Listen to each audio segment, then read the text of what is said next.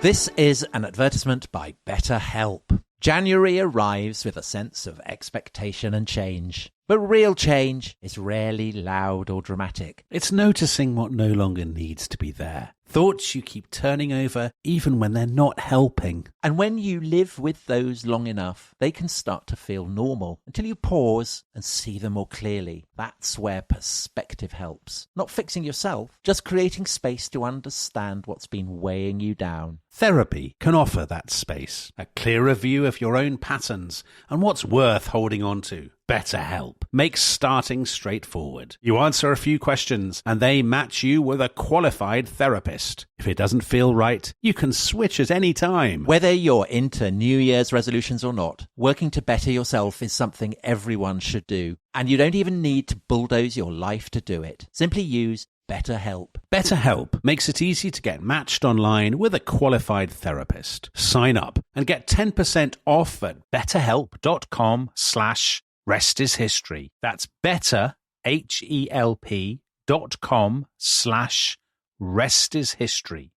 This podcast is brought to you by Carvana. Car shopping shouldn't feel like preparing for a marathon of paperwork. That's why Carvana makes buying and financing your car easy. From start to finish, search thousands of vehicles with great prices. All online, all on your time. And when you're ready, your new car shows up right at your door. It doesn't get better than that. Buy your car the easy way. On Carvana. Delivery fees may apply.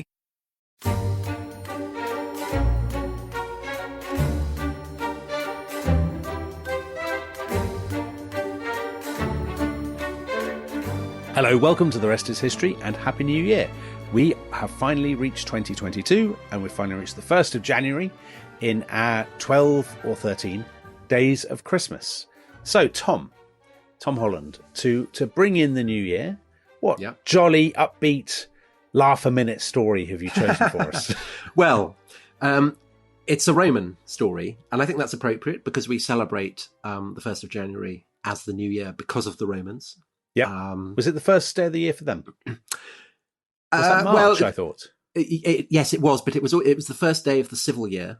Right. So it's when the consuls, who are the two magistrates who, during the Republican period, served as the kind of preeminent magistrates in the Republic. It's when they took office. And from the 2nd century BC onwards, and increasingly under the Caesars, it comes to be enshrined as the start of the year more generally as well.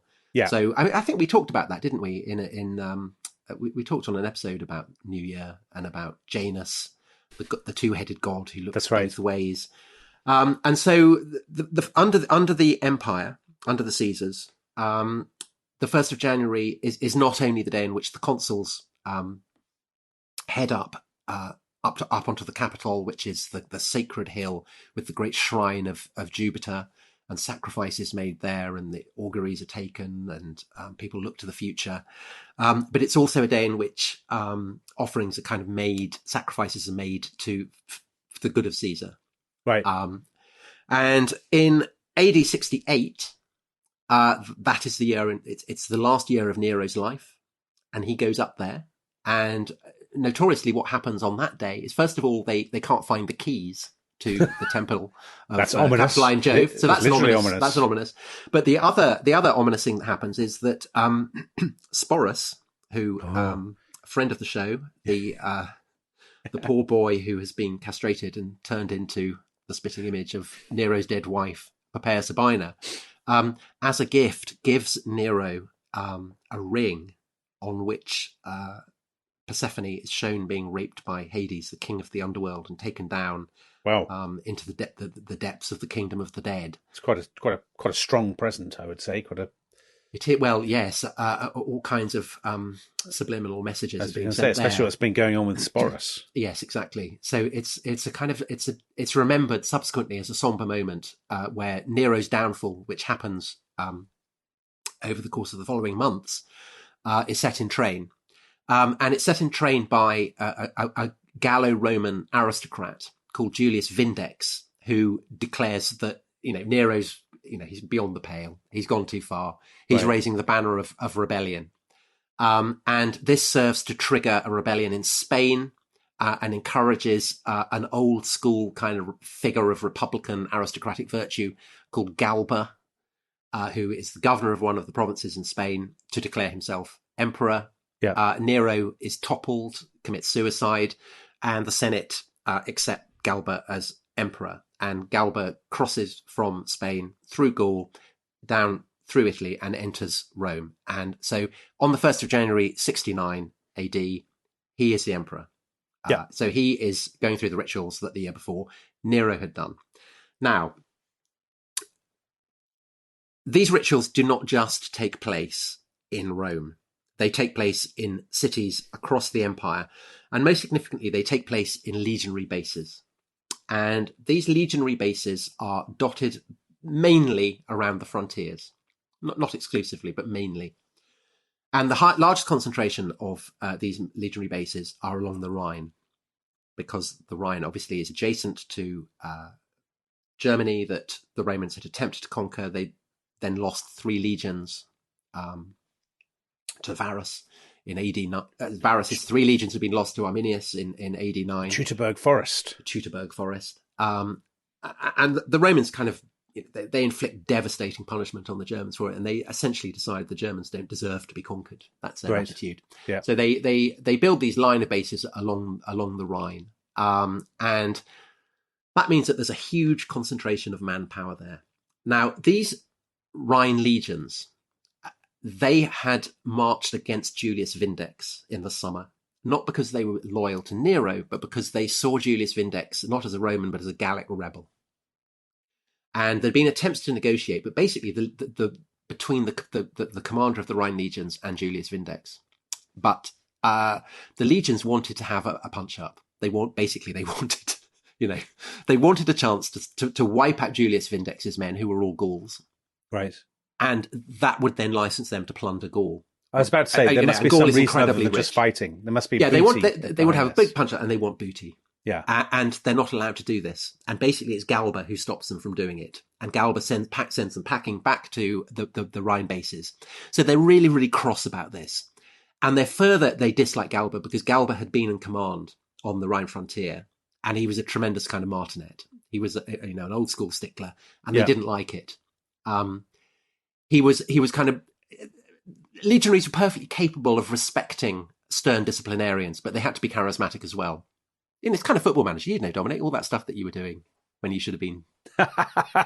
You're comparing Galba's administration of the Rhine legions to my managerial career on Championship in the late 1990s. There are managers who can be incredible sticklers for discipline and who nobody likes, and then there are managers who are incredible sticklers for discipline, and the players absolutely adore them and will do anything for them. Exactly. Galba was a stickler without charisma. He's not Alex Ferguson, basically. He's not Alex Ferguson, no. So they don't like him.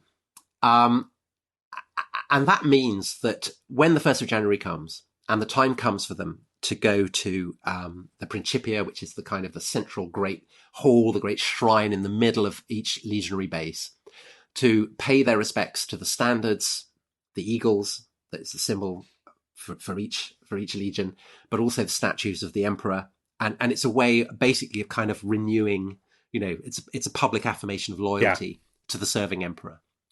And this is incredibly important this year of all years, because Galba, unlike the previous lines of emperors, he has no claim to be a part of the family of Augustus, who is the founder of this imperial dynasty. So for the first time, someone is ruling as Caesar who does not belong to the family of the Caesars. So you have all these bases. You have bases in what are called Lower Germany, which is the kind of the Upper Rhine, the Rhine nearest the North Sea, and then you have Upper Germany, which is going further towards the source. The legions of Lower Germany, with no great enthusiasm, are persuaded to basically kind of swear their sacramentum, their kind of oath of loyalty to Galba.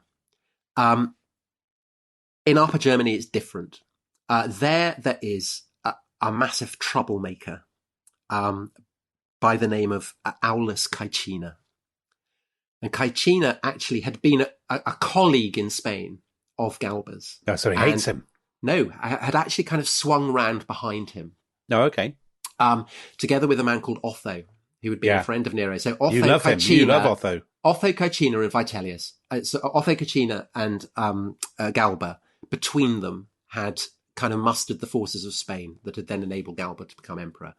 Otho had gone with Galba to Rome, but by Caecina, who was very young, had been given command of the senior legion in a double legionary base at a place called Mogontiacum, which today is Mainz. Okay. And this is a huge promotion. He's been promoted massively above, his age qualifications. So Caecina should be happy with this, but he's not, because he's a man in a hurry and he's stuck out in the snow and drizzle of the Rhine, while Otho is back in Rome whooping it up. And of course, as it turns out, plotting. And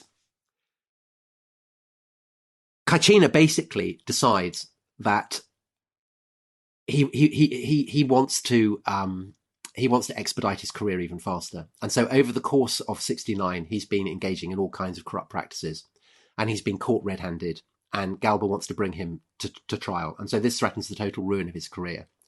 So Caecina decides on the 1st of January, he's got nothing to lose. And so he stirs up a mutiny. And the legion he's in command of, and then the other legion that's sharing this camp, they all smash the statues of Galba. They reject his claim to be a legitimate Caesar. They swear an oath of loyalty not to any individual candidate, because there isn't an available one, but to the Senate and people of Rome. Okay. But of course, they are immediately looking around for someone else who might be able to, take Galba's place. So even Caecina recognizes that he can't do that. He's too young. He's too junior. He lacks the prestige to be a credible Caesar. So basically, it needs to be either the governor of Upper Germany or Lower Germany. The governor of Upper Germany has one of the more amusing Roman names. I mean, he's called Hordonius Flaccus, which it kind of sounds like something out of Viz. Yeah, and he's a hopeless figure. He's flaccid. He never does. He is a flaccid figure. He's not a hard on. He basically he's not going to be a good Caesar. And so they look at the guy who is up the Rhine, who's the governor there, and it's a guy called Vitellius. Very fat. Now Vitellius, as you say, he's very, very fat. That's the thing. Isn't there something that Suetonius says about him, that when he was marching, he'd often stop and eat a pie and stuff, and then he loves his pies. He loves his pies. Yeah, he loves his pies or something. Yeah, but he's a man of. He has kind of distinguished pedigree. He's actually, despite the fact that Suetonius and Tacitus both kind of blacken his name because he ends up, he's a bit of a loser. He has a distinguished record. He's perfectly serviceable as a candidate. And one of the things that's actually rather impressive about him is that he knows his own inadequacies. And so when a messenger is sent by Caecina galloping all the way up to what's now Cologne, where Vitellius has his headquarters, and bursting in, and of course Vitellius is at dinner, which causes huge amusement. He's always at dinner. He's always at dinner. Vitellius kind of, and says, you should become Caesar. Vitellius hesitates. And then the next day, one of the commanders from his stretch of the Rhine, a man called Fabius Valens, comes rushing in from the legionary camp at Bonn, and likewise says, yes, you must become Caesar. So Vitellius then faces a huge problem, which is he doesn't really want to be Caesar. He knows he won't be a good Caesar. Yeah. His mum had been told, so the story goes, when he was born, that if he ever had a military command, it would all end up disastrously. And so he's always been conscious of this, and so he's worried that this has all been foretold that it's going to end terribly. But he's got this huge problem, because if he's not going to accept the leadership of the mutinous legions as their emperor, then he's going to have to repress the mutiny, and he doesn't have any troops. So he has to go along with it. He's essentially stuck. And then the news comes through from Rome that Galba has been assassinated and replaced by Otho. So you have the situation by the end of January where in Rome you have Otho, on the Rhine frontier you have Vitellius, and you have troops. So both Caecina and Valens are already leading their troops southwards towards the Alps and Italy. And we exciting. It's all set fair for a year that comes to be known as the year of the four emperors. I think we should revisit this, Tom. Well, we should, because I've actually just been writing about it in the book that I am currently in the process of. So your book, just to give listeners a sneak preview, your book is about. So you've done one on the Julio-Claudians. So I've done Rubicon, which is about the fall of the Roman Republic. I've done Dynasty, which is about the Julio-Claudians ending with Nero, and this is called Pax. So the peace, the Roman peace, and it begins with Nero's death. We go through the year of the four emperors. So you have Galba gets murdered by Otho, who gets defeated in battle by Vitellius, who gets defeated and horribly killed by the supporters of Vespasian, who by the end of the year has become emperor. And he then establishes the Flavian dynasty, followed by Titus, who is emperor when Pompeii gets destroyed, when the Colosseum is inaugurated, Domitian, who gets assassinated, and then you have Nerva, Trajan, Hadrian. And it's bookended by the two events that perhaps in the long run have the most seismic impact in this period, which is the two Jewish revolts. The first of which culminates in the destruction of the temple. The second one culminates effectively in the destruction of the Judean quality of what gets renamed Palestine. So it's a really thrilling, important, fascinating period. A nice bit of sort of early promotion for your book. So Well, Happy New Year. When's it out this year? 2022? No, next year. 2023. So what are we in now? 2022? Yeah, 2023. Okay, jolly good. That's something to look forward to. Right, and what we've also got to look forward to after the break is my choice for the 1st of January. Which is also on a Roman theme, isn't it? Yeah, Romanish. I think we can say Romanish. Yeah, we shall return after the break.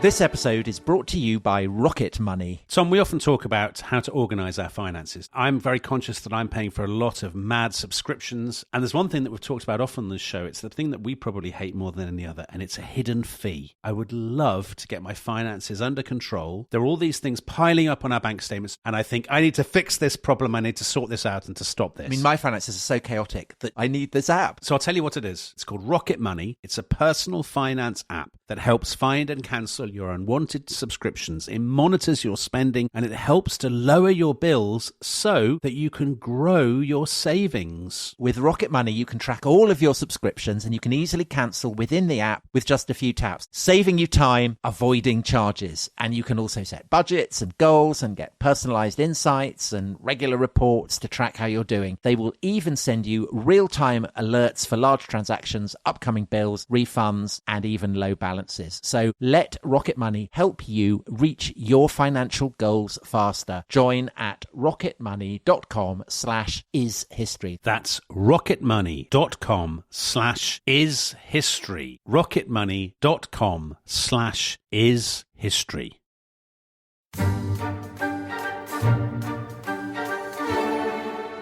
Happy New Year, everyone. Welcome back to our 1st of January, 12 Days of Christmas special. In the first half, we had a very, very Roman theme. We were looking at the mutiny on the Rhine in AD 69, the year of the four emperors.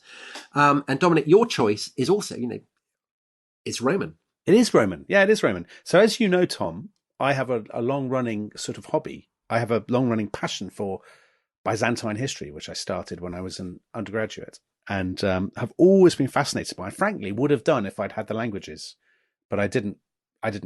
You couldn't do Latin, or I'd lost all my Latin, never really done any Greek, so I couldn't do anything on it. So I ended up going to American and then British history instead. But deep down, I'd always liked to have done the age of iconoclasm or something like that. So anyway, you've been going on about Christianity. Yeah, God, how awful that would have been. Yeah, imagine that. There's an alternate reality. Maybe I'd have been a very iconoclastic historian. I'd have claimed that Christianity... You said it was all about sociology. And stuff. Yeah, that's exactly. It was all about pots. Yeah. The pots, I could never get on with the pots, to be brutally honest. So you don't like pots and you don't like Christianity. Yeah. So but maybe you love Byzantine history. So maybe I think you were much better. I just like eunuchs, blinding, icons, all those kinds of palaces. Right. So we are in the 11th century. We are on the 1st of January, 1068. And this is the day that a fellow called Romanus IV becomes what we would now call the Emperor of Byzantium. But of course, they didn't call it that. Emperor of the Romans, right? Emperor of Rome. I mean, this is one of the strange things, I think, we've never really done an episode on the Byzantine Empire, but one of the interesting things about it is that it's known by a name that none of the people who lived in it. Well, there are so many that we should do. I mean, we should do a kind of framing episode, shouldn't we? We should. On the whole we should, but then we should. I mean, I mentioned iconoclasm. I love the subject of iconoclasm because there's so little known about it. It's so mysterious. Anyway, we're getting sidetracked. So in the 11th century, the empire of the Romans has become, it's waxed and waned, but it has by and large been reduced to the southern Balkans and what is now largely Turkey. So basically Asia Minor, Anatolia. But the 11th century, I mean, it had gone through a terrible stage. So we did Charlemagne's coronation. Yeah. And it was really on its uppers then. Yeah. But over the course of the 10th century into the 11th century, it comes back. It has come back, yes. It's mounted tremendous comebacks. Yeah. But the brilliant 10th century emperor Nicephorus Phocas. Yeah.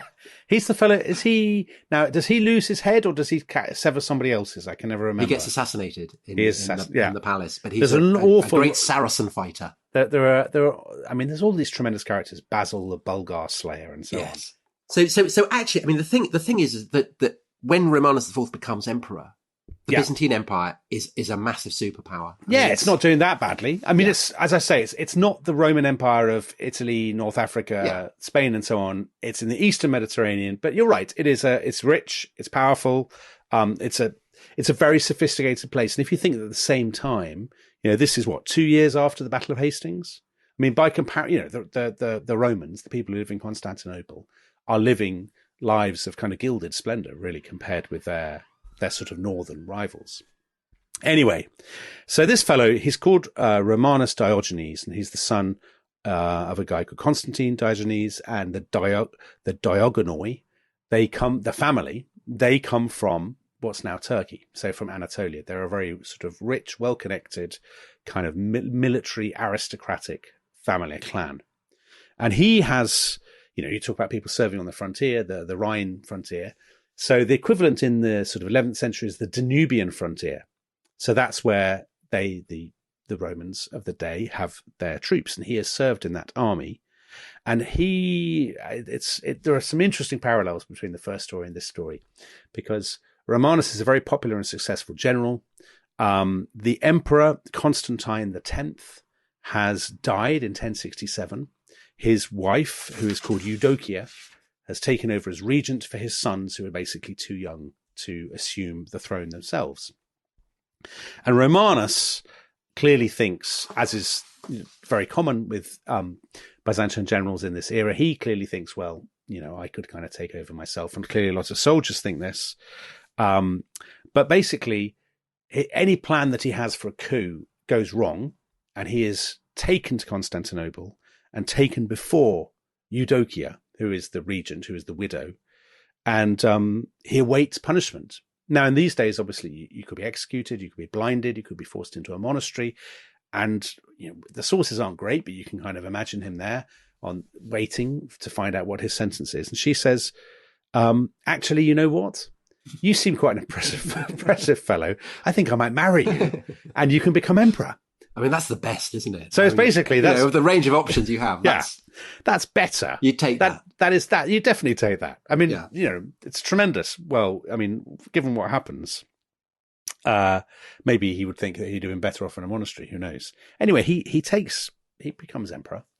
And actually, what's interesting about him is not that this event on the 1st of January, but what happens afterwards. Because as you know, Tom, he is emperor for the next sort of 3 years, and then he leads the Byzantine army into this tremendous battle at a place called Manzikert in 1071, where he's up against a group of people called the Turks. So obviously the Turks have come from Central Asia, and they've swept into, or seeped. I mean, it's been quite gradual into kind of Asia Minor, into Anatolia.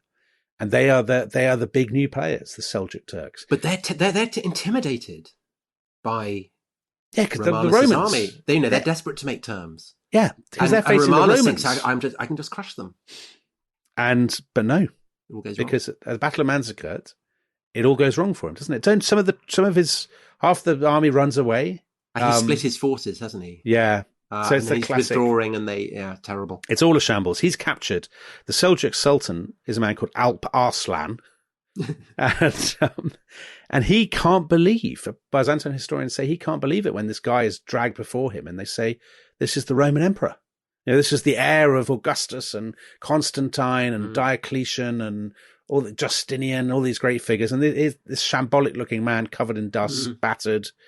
And Alp Arslan puts his foot on Romanus. They push Romanus down in the dust, and Alp Arslan puts his foot on Romanus's neck as a sort of symbol. But then actually he treats him with what our Turkish listeners will be pleased to hear: traditional Turkish hospitality. Yeah. He raises him to his he takes him to his tent and gives him fine wines, and they eat, kebabs or whatever and have a splendid time. Treats him very well.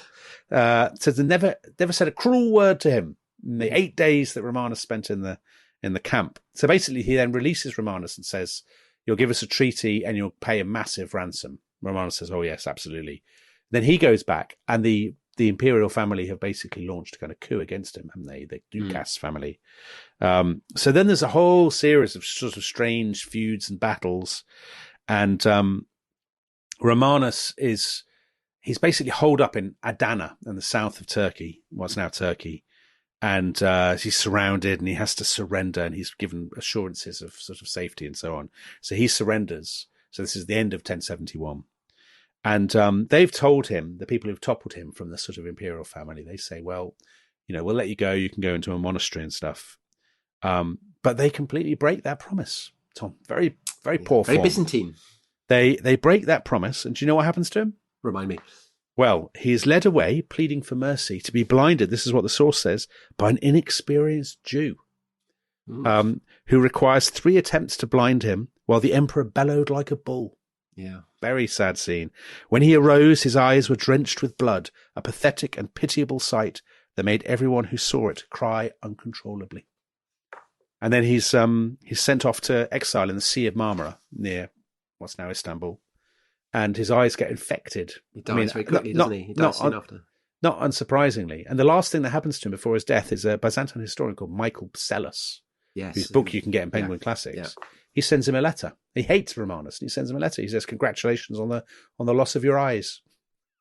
Sort of basically kind of mocking. Talk about kicking a man when he's down. Yeah. So that's the end of Romanus. And that's why I think back on New Year's Day, 1068 or whenever it was, when he went in to see the Empress, it'd have been better if he'd been a monk. He'd have been much better being a monk from the beginning. Yeah. None of this would have happened. Manzikert losing to the Turks. As of course would Byzantine Empire. Yeah. Yeah, you're right. Because really, Manzikert is, it's a kind of death knell in the long run. It's a landmark, isn't it? In sort of the long history. Because it's not actually the battle itself; it's the civil war that follows. Yeah, that sort of tears it apart. The Turks are able to kind of start infiltrating in. Yeah, and from that point onwards, I mean, that said, Tom, they last for another 400 years.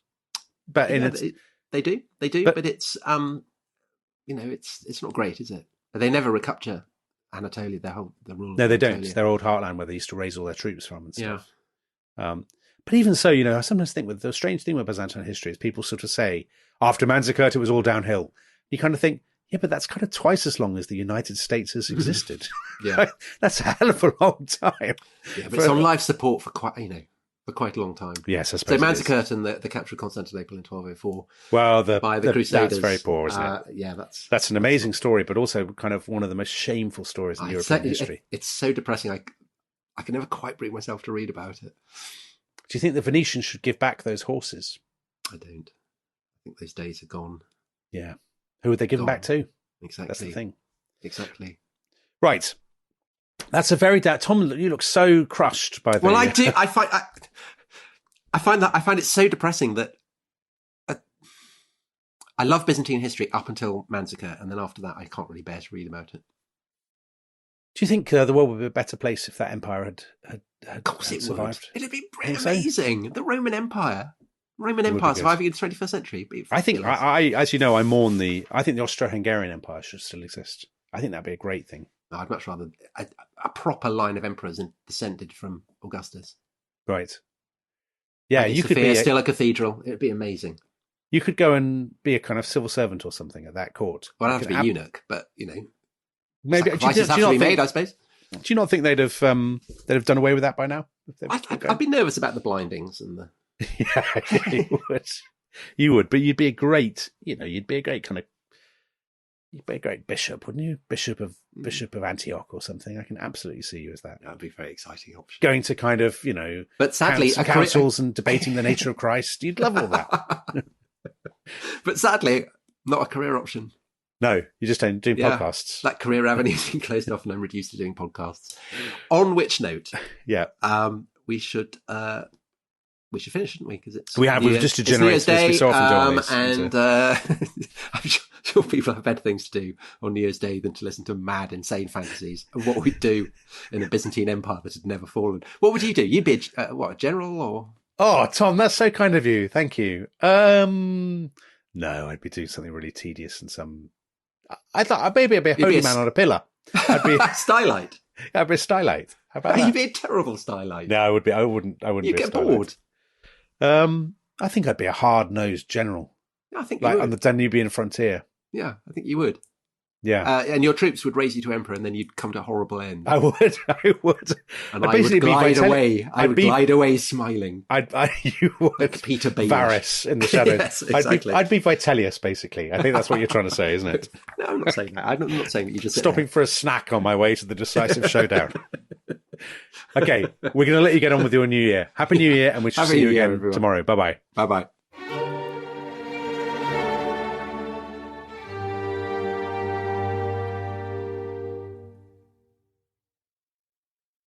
Thanks for listening to The Rest is History.